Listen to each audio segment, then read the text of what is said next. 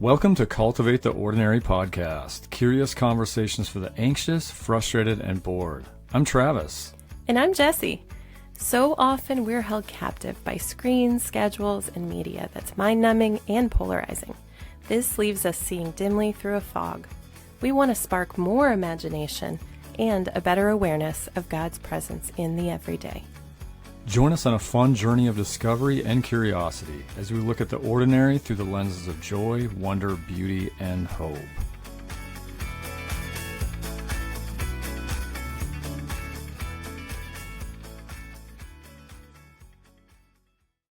Hey guys, welcome back to Cultivate the Ordinary podcast. We are so excited to be back recording an episode for you. We've been a little off the radar lately. We have, haven't we? But we're still around. Yeah. We're still around.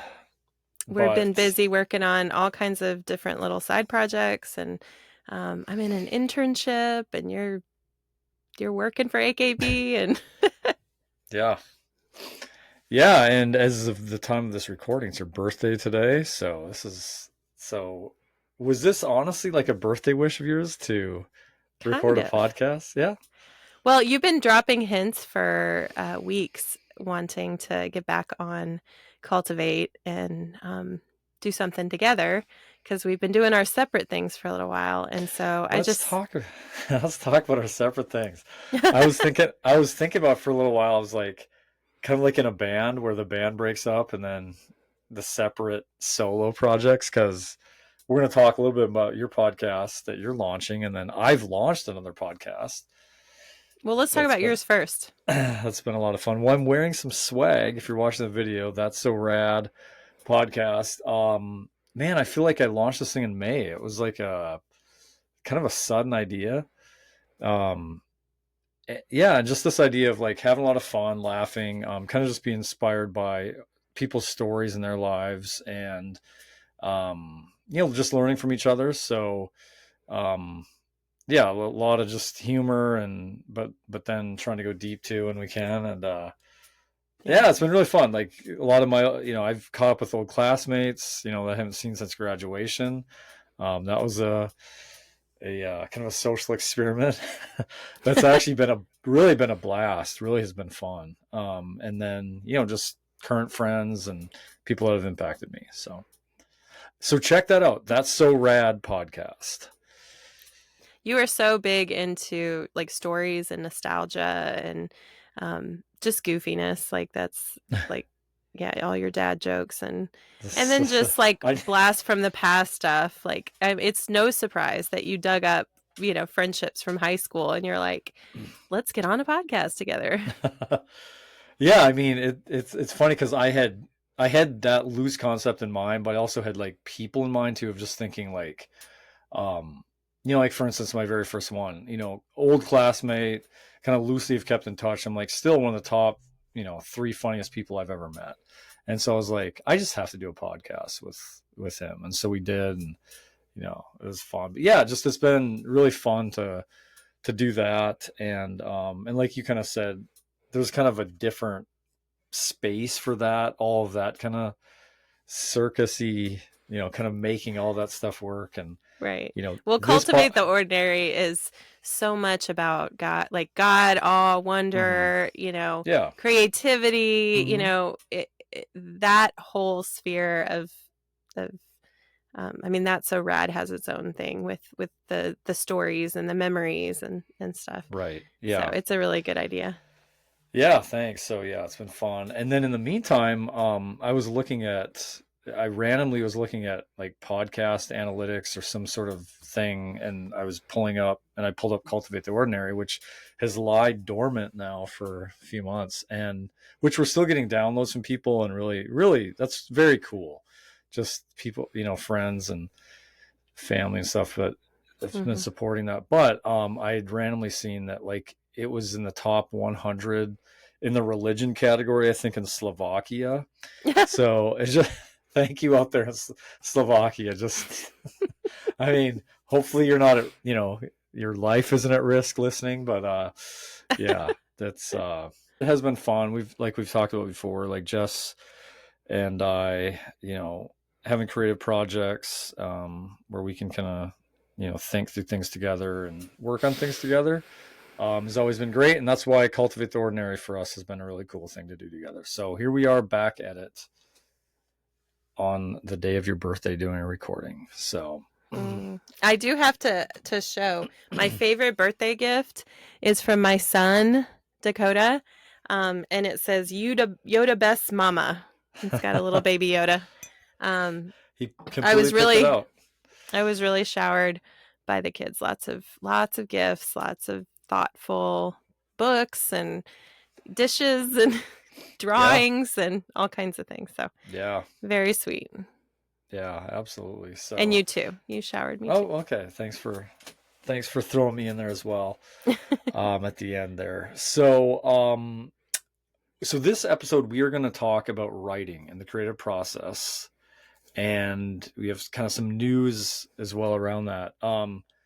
But first, tell us all about sort of this exciting thing that you are working on Yeah. currently. Well, I guess while you took a curveball and went to the podcast plan of That's So Rad, at the same time, a good friend of mine, Tamara Brown, she's a local artist here in Spartanburg.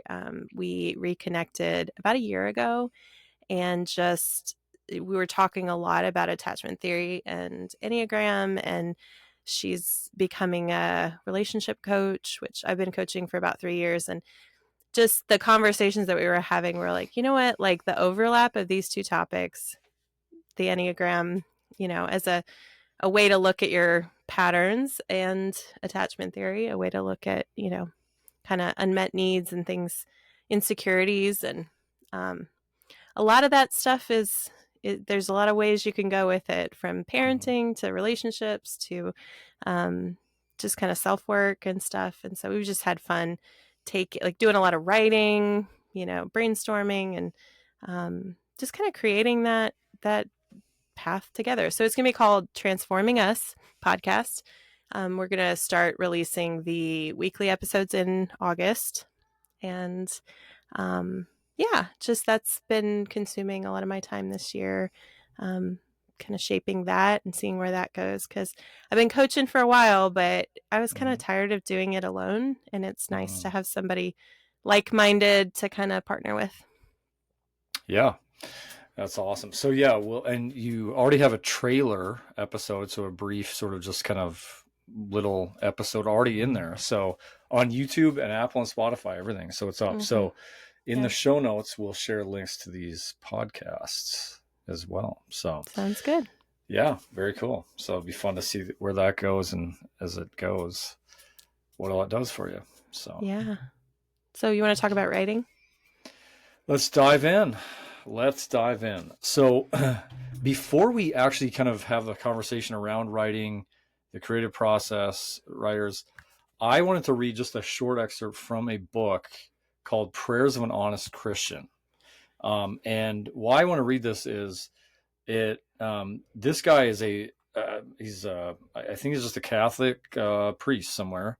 Father Robert Canast. I don't think he's well known. I don't think yeah, anyway. So most people know nothing about this guy. I love just different books that are, not the best sellers, or I think the hidden gems, or these, kind of often these unknown folks. But anyway, this guy's a masterful poet. I mean, his writing just jumps and leaps off the page. Hmm. Extremely inspiring. I mean, I was just starting to read through some of its like fireworks of words. So I wanted to read just a poem he wrote, just kind of to set up this conversation. Just kind of showcases the power of words, and I guess what words can do for us. So this poem is called "The Lion's Den," and I don't know why I'm doing like a show and tell here, but "The Lion's Den." Okay, here's what he says. The beasts have fallen asleep, bored by their own useless bellowing. The king is struggling through another night of dreams, plagued by signs his counselors strive to fit into their own private agendas. The most of people try to save their souls amid paying bills, finding work, making love, going to church, keeping friends, getting laughs, losing hair. I ponder the irony. I'm meant to be devoured, willing to be sacrificed, but rather I'm beaten by doldrums, shackled by tedium. Then comes a friend from the Lord, who makes poetry of the darkness and art of the quiet, who leaps at me in words of summoning power, who rouses my stumbling hopes, who fattens the bones of my ambition. We become each other's patience. We will be each other's herald. And when the door creaks open at morning, the day's new light breaks the bars. It shall blind the dull and awaken the drowsy. It shall spin through the cities and revolt the seasons. It shall turn off the complacent and enkindle new journeys. It shall melt away confinement and illumine new questions. And its end will be in sight never. Mm. Wow, that's powerful. Very, very beautiful. Leaping off the page it did. Yeah, but that's kind of what the power of words and writing can do, and just kind of rouse you. So let's start talking writing. So what I know you're more of an expert at this topic than I am. The passion for writing goes back to your college days or even before. What do you think is in you that needs to express yourself through writing? That's a very good question. If I look back in time, way back to high school, I remember like writing comedy. And then when I went on to college, I wrote for the comedy humor articles in the paper. So I've done different kinds of writing. I've done grant writing. I've done, blogs. I've written a couple books. I guess it kind of depends on the season, what I'm feeling inside. But I guess just the need to express. Part of it's just creativity. Just like, if I had funny ideas, I wanted to share them. Whether they were funny to other people, I felt like, when you have something that's like, you just want to share it. Right. And so Yeah. I remember, I'm kind of going a rabbit trail here, but I remember, in college, so I was a writing minor, and, one of the most powerful memories to this day of writing was I wrote a one act play. It was a comedy, and it got, and all of the people in the class, their plays were acted out like by actual actors at the school. So whatever you wrote is going to be acted. And I remember, going to see that for the first time, and it was like playwright, theater kids at Northwestern. And it was the most magical thing. One of the most magical things I've ever seen in my life. Like your characters, they came alive. Yeah. And to see that. And so that's probably the height of some of, that aspect of writing. But, and then in other seasons, it's been like just wanting to share my heart, struggling with something, or maybe it was a piece of, knowledge or wisdom I felt like I learned from something that I just wanted to share. So, well, I even think about like your personality and just how you like to like almost shock factor sometimes and get people's attention. And like whether it's comedy or whether it's something deep, there's this ability that you have to like turn people's heads with words and like, like what did he just say? You know what I mean? And all of your writing is sort of charged with that type of there's a power in it. Yeah. Yeah, thanks. I mean, it's interesting hearing you say that, because, so like I've written 2 books, and I think they were both similar in some ways, but born out of different reasons than others. So like the first book, Redemption's Echo, was, mostly just a compilation of blogs I'd written that was just like, I think what's hard with blogs sometimes is it feels like you might write a good blog and then it might get shared and then it's never seen again, often. And so I think it's like, man, I want those to be seen again, also I think it was for me in that first book was this idea that kind of approaching middle age and like going, think a lot more about life, and just like, I would love my kids to have something that dad wrote.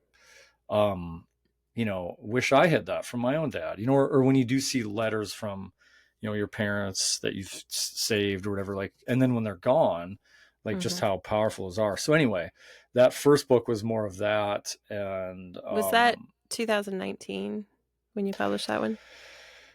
something like that. It might have even been before then, I think. Yeah, I Okay. think the second one was 2019. So the other one I think was before that, but somewhere in that range. They're a couple Mhm. years apart, but yep.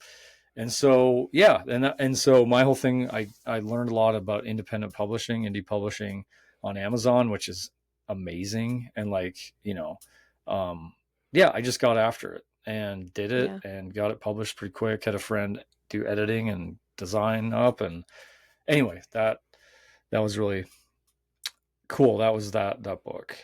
Mm. And then the second book, Shiny Eyes, and I think we've talked about that some in this podcast, but Mhm. um, seeing better through the lenses of joy, tears, beauty, and hope almost was just this like thing in me that just needed to be birthed. I mean, I Yeah. don't have any other words to say than it was more um, like just there was this message in, like, I just felt like maybe God was telling me, um, or just had put on my heart of like, you know, that if you're a Christian facing the world full of, the fog and the despair that everybody else is, that despite all of that, like, we should be seeing things differently, and we should Yeah. also look differently. Like, our eyes should look differently. Yeah. Just the idea of like, when we're around people, if we're struggling or we're worried or anxious, and we look at them and we see this countenance, this sort of hope radiating out of them. Not that we're always like that or they're always like that, but just that we know what that feeling is like. It's kind of anchoring. It's kind of like, Mm. oh man, we're attracted to it. And so Mhm. anyway, I kind of explored a whole book on that, and Yeah. just, uh, it's filled with quotes and stuff like Well, that and from. on the note of the quotes, I feel like that what I said before, like that head turning quality, like these Hmm. are authors that turned your head. Like you're like, Yes. wow, whoa. And you have binders full of powerful quotes that have gotten your attention. And you were just like, I need a way to weave some of these Hmm. amazing ideas into a book. And then you took your own writing to kind of like knit it all together. It was really Yeah. artful. Yeah, Yeah. yeah, you're exactly that. That is kind of what it was. It was like, you're right, and I've said that in the podcast. I'm always like throwing up quotes. I have thousands of quotes. I've read books on thousands of quotes. So Hmm. yeah, I one of my favorite authors that I came across was Timothy Radcliffe, and he wrote in such a way that he was always throwing out these just quotes from, it could have been like a punk band to a theologian to whatever, and then kind of writing in and around it. And I was like, oh my gosh, that's like my favorite style of reading. I love that so much. So I kind of was emulating that a little bit in Shiny Eyes. But you're right. It was just so many books or quotes that were just like really inspiring around the idea of having shiny eyes, having eyes that see through things, that see hopefully, that see beauty better, that, Yeah. kind of, yep. And so that was, in fact, I'll end on this, and then I'll talk about where you're going with an exciting thing you're doing. But I remember, so again, quotes for me are very illuminating. Like, I can read a line and just be like, oh my gosh, I'm just like, heads turned, like you said. Love the author Peter Kraft, and I remember just one line of a book he wrote, and it was just, "Do you have shining eyes?" I mean, that was his line. Do you have shining Hmm. eyes? Kind of talking about Christians. And I was like, oh my gosh, that is a staggering line. And that was kind of part of the catalyst of, I need to write a book on this. So Mm. anyhow, that's kind of my whole story. Mm. And I've always told you, I can't wait for the day you write a book. You're an incredible writer. And I know you would say you're maybe later to the game. Um, all of this, you've written profound poetry. Um, you wrote something, kind of a personal thing between you and I that you wrote a couple days ago, just about a relationship and having some hard moments recently, but just also seeing hope. And I started crying. I mean, and I don't cry much, and that was the power of your writing. So, Mm. um, with that said, what has sparked the desire for you to write a book? Um, well, like you said, I'm like the last person on the face of this earth who ever thought they would write a book. Like growing up with learning disabilities and not even liking to read, Mm-hmm. honestly, until my late 20s. I'm 41 today, but I really was not just late to the game with writing. I was late to the game with reading. But I realized at some point that, God can really kind of heal that block that I had. And a lot of it was related to the learning disabilities and shame in school and things like that. But just kind of opened up this new world of Mm, loving to learn and loving to read mostly nonfiction, just a lot about psychology, a lot about theology, really a lot of that type of stuff. And mm-hmm. so, have probably over the last 5 years, just devoured so many books on the intersection of faith and interpersonal neurobiology.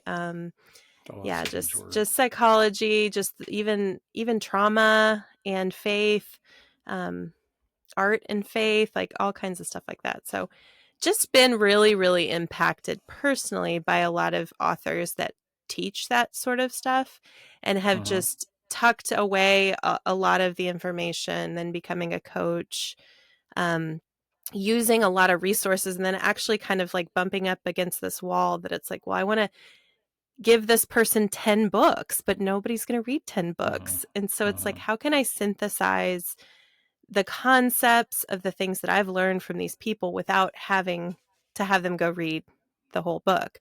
Right. And so a couple different themes just kept almost like gnawing at me that it's like, gosh, if there was just a resource or if there was just something pulled together with, these topics. Mm-hmm. And yeah, it was just recently. I feel like, I mean, I can tell you the story, but just something I feel like through the spirit of God grabbed my attention and showed me the container, the sort of funnel Mm-hmm. of how it Hmm. would become a book. That's awesome. Yeah. Yeah, and I mean, it seems like the inspiration has really hit. It's been like you've just. I haven't seen a lot of writer's block. People talk about that a lot. Um, in terms of where you've how quickly sort of words have hit paper. Yeah. So Yeah. yeah, it's kind of fun. There's no block here right now. Everything Mm-hmm. is just, I wish I had more time because I just have so much to say. I mean, it's been a energizing and exciting process to kind of just start getting the ideas that have been in my head for a long time, but I didn't really have a clear vision of how it would be a book. Mm-hmm. Just finally seeing all the chapters in my mind and starting to plug in the concepts and stories, lots of stories, which I think has been really fun for me to um, recall memories and start to shape everything around a narrative that helps kind of hold some of the ideas in the book.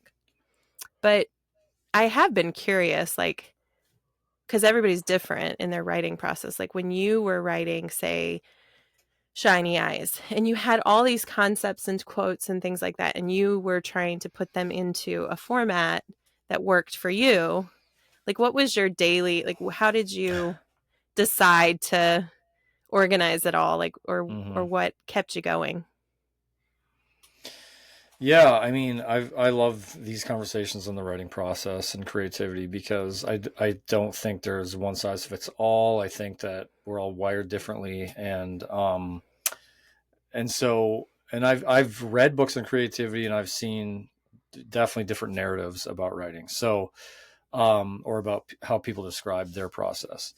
For me, I am definitely more of the like I need the inspiration to hit, and I often am just like I'm not trying.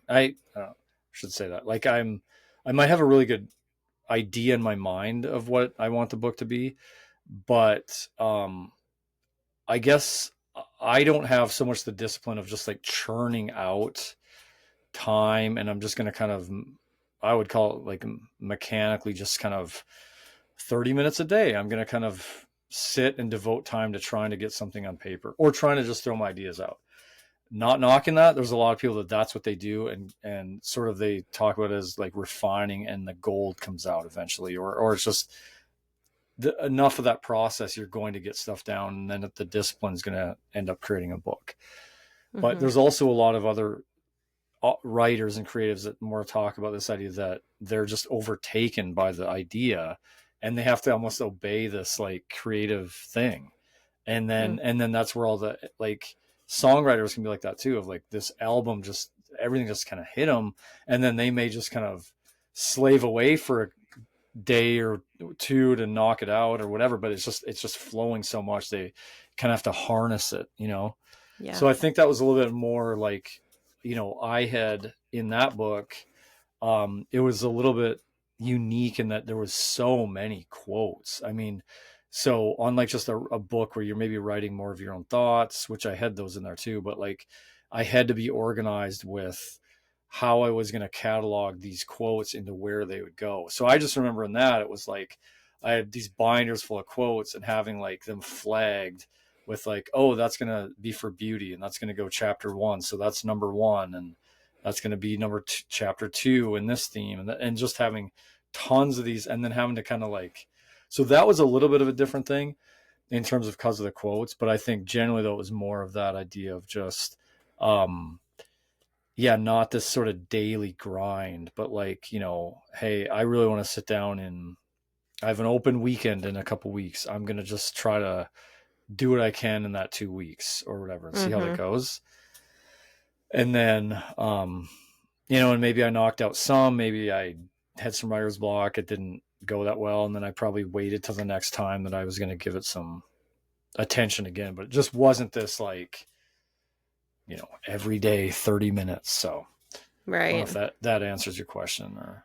Yeah. Yeah, that's very different than what I've been doing, I think. Mm-hmm. Um, so we've even talked about this before on the podcast that like I'm such a systems thinker. Like in order for me to get all the scatterbrain stuff organized, I have to have a container, like a system that holds what I'm trying to do. Mm-hmm. Um, and that has really helped me because what I did is, well, I was walking. I have to tell the whole metaphor for the book for this to make sense. But I was walking in our neighborhood, and we have 3 American chestnut trees, Yep. and you know, a lot of people don't even know what that is, but it's basically just, you know, uh, a tree that has these like spiky burrs that contain seeds, and you know, it was all honestly always kind of annoying for me, like when I would go try to stand at the fence and look at the horses or whatever, you know, these like It's in really your spiky way, kind of. burrs, like I'm wearing flip-flops and they're like poking my feet and I'm like kicking them away, and it's annoying. And so seasons of that, watching the trees kind of do their thing, never really got my attention. And for whatever reason this year, I I saw the burrs in their tiniest little form before they got bigger. They're itty bitty like green burrs. And you know, last fall I had seen the opened burrs with the chestnuts in them.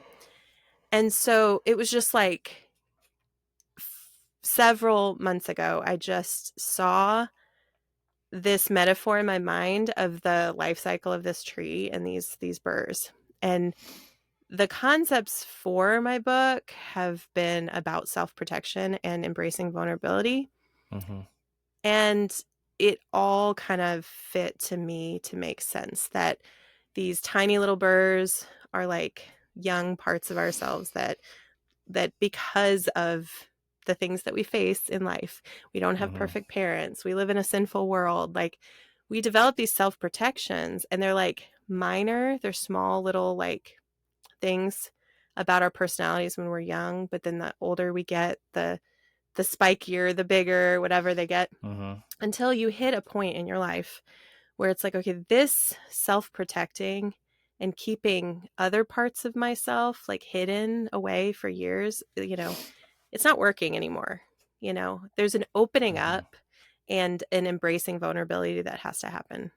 And Mm-hmm. so just this analogy of the chestnut tree and in all of its cycles, because then once those burrs open up, they're like dried and nasty looking.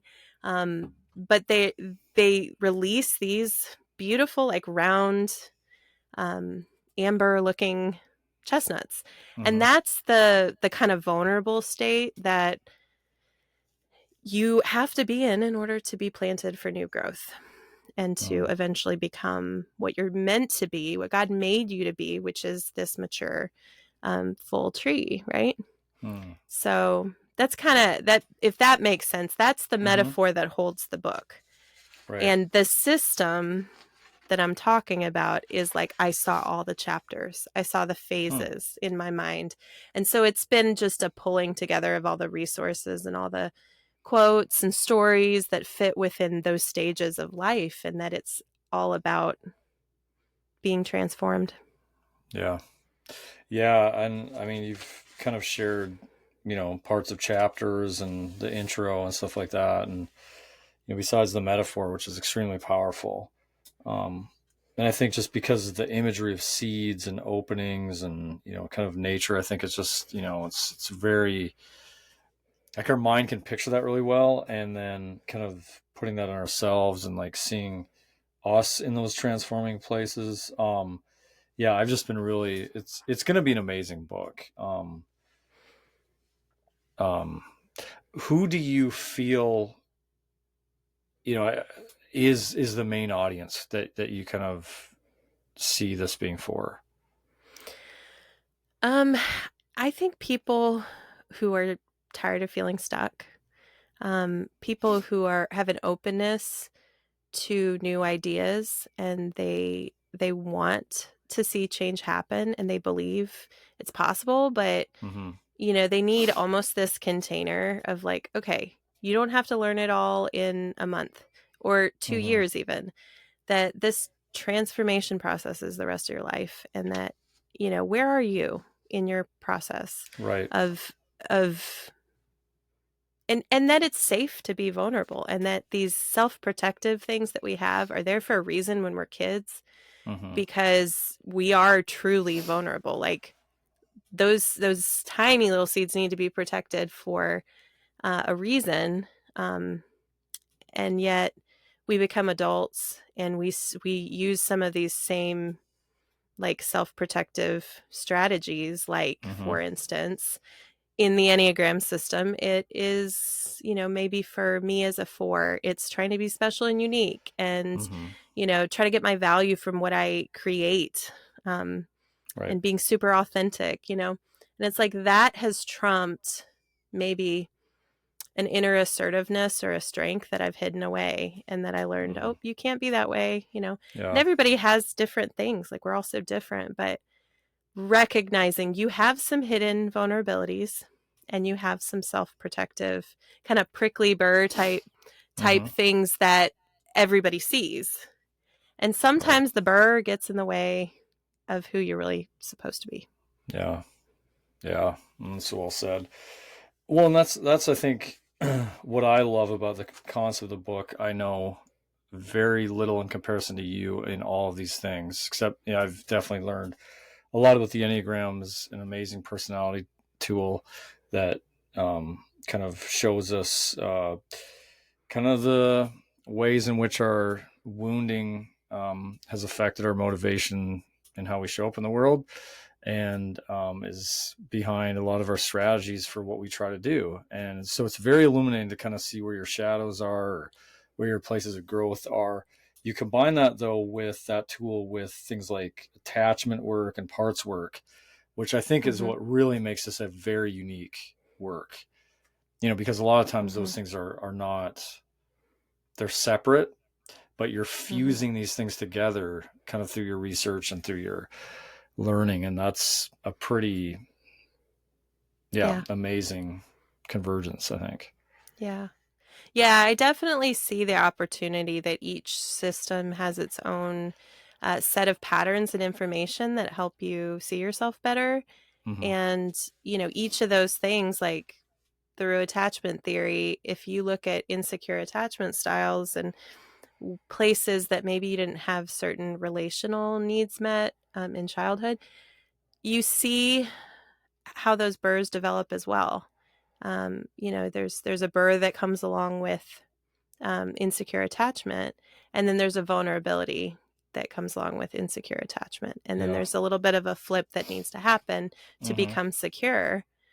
And you put that right up next to your specific Enneagram number and then the traits and the motivations that go with that. It's really, really helpful. Mm-hmm. And I don't go deep into how do you use the entire Enneagram Mm-hmm. system or everything there is to learn about attachment theory. There's so many great books out there that do that. Yeah. And, people with PhDs that have done it way better than I ever could. But Mm-hmm. I just really like taking these things and laying them on top of each other and just saying, okay, this attachment style with this Enneagram number, and then what are some potential like hidden parts? What are some maybe protective parts? And then there's another thing that I identify in this burr is the containing seed coat. And so that Mm-hmm. would be in parts where kind of like a manager or, the responsible part of you that's trying to do the right thing or the shoulds. Um, those are self protective too, but they Mm-hmm. keep the vulnerabilities hidden. Hmm. Yeah. Yeah. Yeah. So growth is to get out of those hidden parts and emerge, and I guess, yeah, see the sunshine in places that haven't. Mm-hmm. So, which I think I kicked the question off, which you answered it well, but is, as we're also like talking generally here about writing, is that, um, you know, one tip that I think really helped me, and it sounds like you're thinking through this lens, is always picture who is your audience. Because in a sense you might think, well, it's everybody, but it really isn't. I mean, who is going to be the ones, and I think when you can kind of grasp on, and maybe it's very, very narrow. There's certain things that are going to be really narrow, Mm-hmm. but when you can kind of match that with, and then you're thinking, because I remember even as I'm writing, sometimes it's like picturing the people that would be reading it, and that's a really helpful Mm-hmm. kind of like just picturing them. Okay, and then that, yeah, I just thought that was a really helpful thing to always keep in Yeah. mind as you're writing. And that's been actually fairly easy for me because as a relationship coach and, a personality coach, I picture the clients that I've had that they have these like blocks in understanding and they don't have the time to go read even one book. Mm-hmm. It's like they're just way too many fires they're trying to put out. So being able to create one resource that I can give them, if Mm-hmm. nobody else reads this book but my clients, like I will be very happy. And then maybe my kids, like I hope they read it one day. Mm-hmm. But because Yeah. I also have them in mind and the things that I wish I would have learned much earlier in life, Yeah. I hope that Mm-hmm. they will consider. Yeah, for sure. Yeah. So, what would you say is a kind of a habit or something that you would always try to help yourself be more creative in the writing process? Like, is there? Yeah. Hmm. Well, I mean, I'm going to be different on this one just because, like, seems lazy, but I don't, I know I get inspired by a lot of things.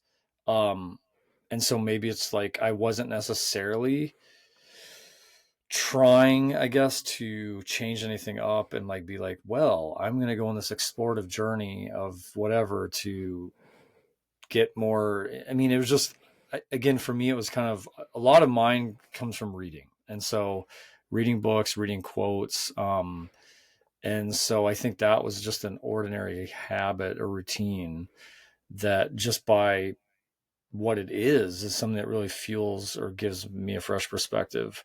Um, those are the things that come to mind. I mean, I guess also just in conversations with people, or thinking about things I've been told by people that have influenced me. I think the mind in those moments is going to that too. But just, I guess for me it's more, and that's probably a discipline too that I probably could grow in. But I don't think I felt like I was going out of the way, if that makes sense, to sort of you know start a new kind of routine to then fuel something to Mm-hmm. the, yeah, I don't know if that tracking there, but Yeah. Yeah. um but So have you experienced God's presence in your writing? oh yeah, I mean, I think that I might butcher this line, but Chariots of Fire, Eric Liddell, um says something about he's a American Olympian that movies made about, and his faith was at the forefront. But he talked about the gift God gave him of running, and just like when he ran, it was almost like he just felt, um I mean, that was worshiping God. I can't remember the exact line, but that's what he was made to do. And I think, um whatever it is that we feel is like where we come alive, um and I just think it's a place we do meet God. I mean, I feel like, Mm-hmm. there's a great line that the glory of God is what a man fully alive, Saint Irenaeus. So I think that when we're using our gifts, leaning into them, whatever those things are, like you might be a mechanic and you just love tearing apart motors and just getting in there, and there's something, I think, that, like, you know um not trying to be crazy mystical or say that like inside a motor you're finding God, but I think in these things that um we just feel like we come alive. There is a presence of like feeling like I was made for this. I love this. It kind of can become to me an act of worship of like, I'm just so grateful I get to do this, or my heart comes, if that makes sense. Like, Mm-hmm. and so, like, I know in writing for me is one of those areas where it's just like, just at times, sometimes it can be like, oh, I just want to be done, or I hate this. But there are those times where you're just like in the zone. And, and I think you maybe have felt this even already, but just maybe it's writing a poem, but you just feel like, oh, right in the middle of it, you're just like creating something. And it's just, you can just kind of feel God hanging out with you too. And you're just, oh, it feels like a taste of heaven. Mm. So. Yeah. Yeah, there is an energy and a flow state, I guess, that it feels like I'm in right now. Like I'm just started, never thought I was going to write a book, um but at least so far, and I'm about 6 chapters in, and then I have kind of the structure of the rest of it Hmm. all set, and I wrote kind of the conclusion, which I'll edit later, but it's kind of holding both ends, the introduction and the conclusion, and Hmm. I'm just building it out from there. But yeah, I mean, the the sitting down and then just letting all the information kind of flow, like just lots and lots of notes and, reworking Hmm. and yeah, in some ways, like AI has been a very helpful tool to help somebody like me who is not a traditional writer, like, structure and stuff like that is not Hmm. something that I really ever learned in school. Well, and so it's like I can get the content, I can get the ideas and get all the stories in there, and it can help edit it and make it sound a little bit more polished in a way that, Hmm. you know, somebody like me can write a book, you Hmm. know? Yeah. So, Well, speak for just a minute to, you're an artist, among other things, but like what, kind of that same sense of like when you're lost in a painting, I mean, where do you feel God in the middle of like some of your painting projects that you, yeah, I think it's a lot like what I was saying about you with writing is I think any creative process is about directing people's attention. And so if you're taking their attention with your words, to certain ideas and stories. Like, you want to keep their attention. And so Mm-hmm. there's a little bit of a psychology behind writing a book, Mm-hmm. especially in today's world where people have like such short attention spans. It's like Mm-hmm.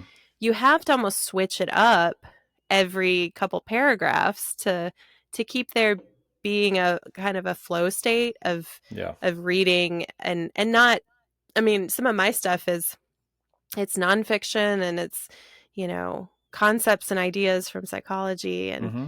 um and personality theory. And if all it was that, then people Right. wouldn't probably stick with it. But to Right. to have so many stories, and to have not only stories about my life, but almost case study type things from the things I've learned from different clients. Like, I obviously do not use anybody's like straight story or keep their names or anything like that, but just um, the things that the clients that I've worked with have taught me about Mm-hmm. their patterns and about their process of transformation has been Mm-hmm. amazing.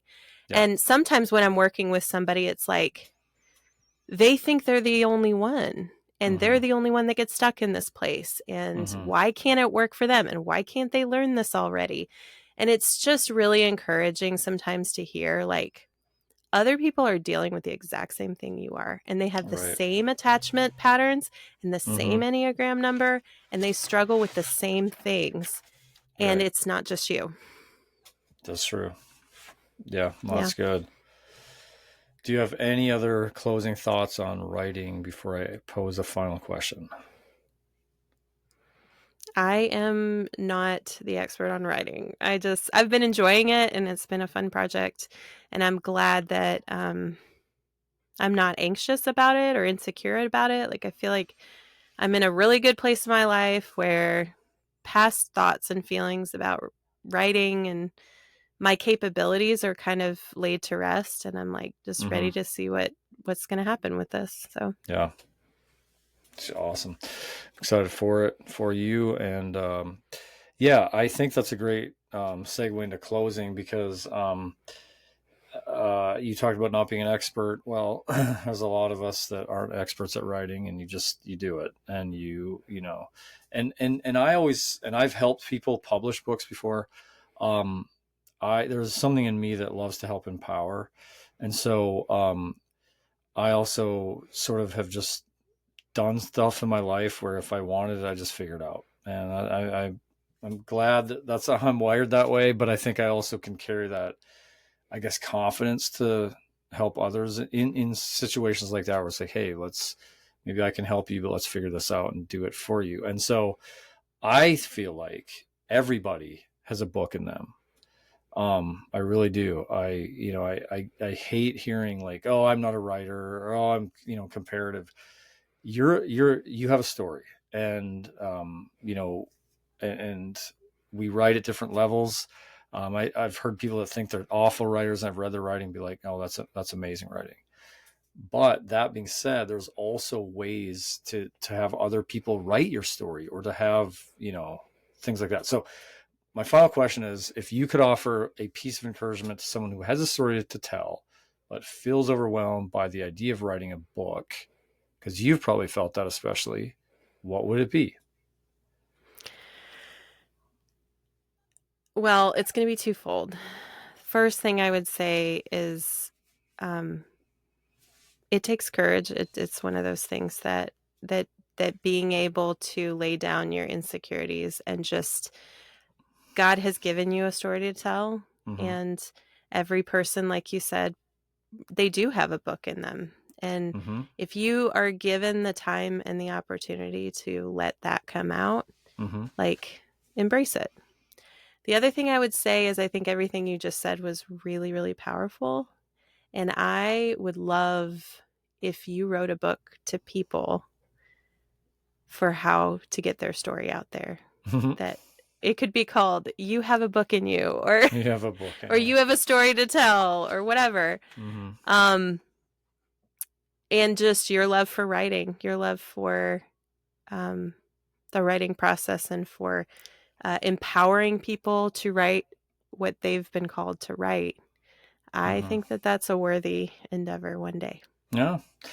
Well, thanks. The times I've helped people, that maybe they've written something, but they just to help get it published. I mean, because I've gone down that road and learned that, um, it is one of the most powerful, just, oh, it makes me feel so good just to see them get something to a finish line. And then, um, I actually, it was a couple years ago maybe, but I helped. He was a former foster alum, who aged out of the foster system and just kind of wrote his story or wrote stuff. And actually, it was a devotional. And I remember how amazing it was to walk alongside him and get that thing done. But then Mm-hmm. also, once it was published, goes to his house and I said, the only thing I need, wasn't charged for anything for the time. I want a picture of you holding your book. And he did. He sent that. I was like, oh man, that's gold. So just, Mm. yeah, that, yeah, I really, yeah, email, we'll throw up an email. I mean, if you have ideas or, um, kind of directions to get started, if you have an idea of something to write in mind, I'll go back to real quick, even like, maybe you have writings or you have something, maybe you're older and you're like, you just feel like tackling something like this is so overwhelming, but there's a way you might have a grandkid that could take letters or something and get it at least into a Word document.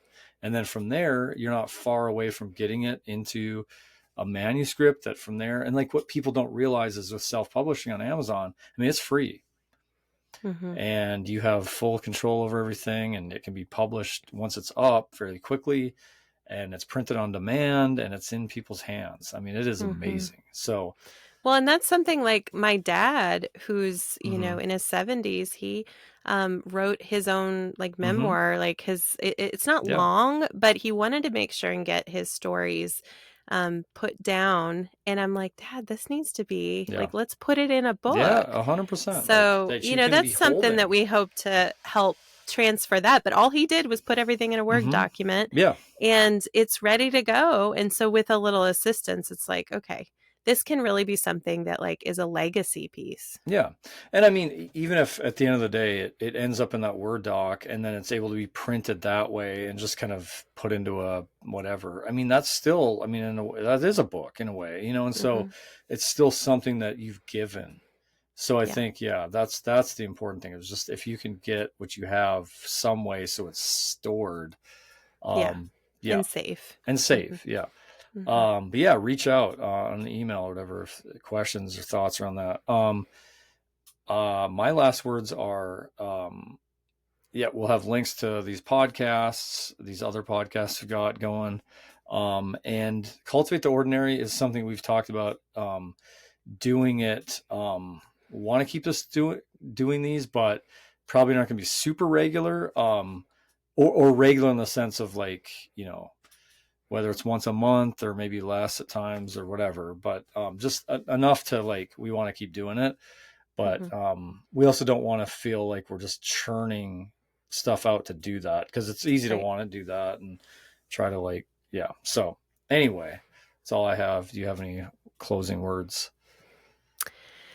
No, it's just really fun to have this conversation. I know there's a lot of people out there that enjoy the writing process or want to write a book one day or whatever. And talked to a friend of mine recently who she's got an incredible story of reunification and just redemption in the foster care system. And that was almost 13 years ago. But God has done so much in her life. And it's like, Mm-hmm. I was like, you have got to write a book. Mm-hmm. And she was like, I've been feeling like I should. And it's like, Mm-hmm. do it. And she's like, Yeah. she's going to do it.